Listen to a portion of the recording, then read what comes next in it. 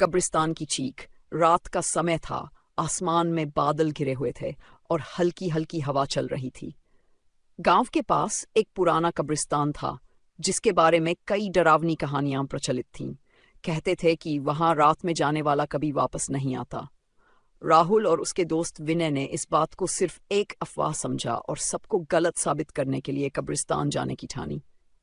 रात के 12 बजे वे टॉर्च और कैमरा लेकर वहां पहुंचे। कब्रिस्तान में घुसते ही अजीब सी ठंड महसूस हुई।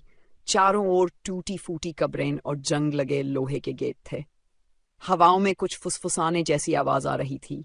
राहुल ने मजाक में कहा, अरे ये तो बस हवा का खेल है, देखो कुछ नहीं है यहाँ। लेकिन तभी विनय को लगा कि कोई उसे पीछे से देख रहा है।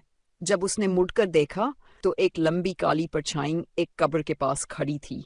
उसके लाल जलते हुए आंखें थीं और उसके होंठ से खून टपक रहा था। विनय चीखते हुए राहुल का हाथ पकड़कर पीछे हट गया। शायद यह हमारा भ्रम है। तभी हवा तेज हो गई और पास के पेड़ों की डालियां टूटकर जमीन पर गिरने लगीं। अब दोनों को समझ आ गया कि कुछ तो गलत है। जैसे ही वे भागने लगे, उनके पीछे से जोर जोर से हंसी की आवाज आने लगी। अचानक पुरानी कब्र से हाथ निकल आया और विनय का पैर पकड़ लिया।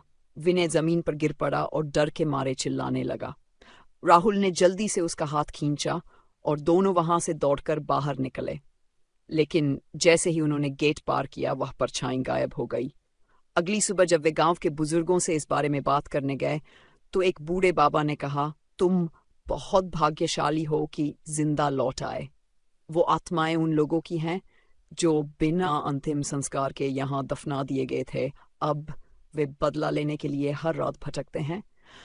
राहुल और विनय ने फिर कभी उस कब्रिस्तान की ओर रुख नहीं किया, लेकिन जब भी रात होती उन्हें अब भी वहां से आती डरावनी चीखें चीखें सुनाई देती।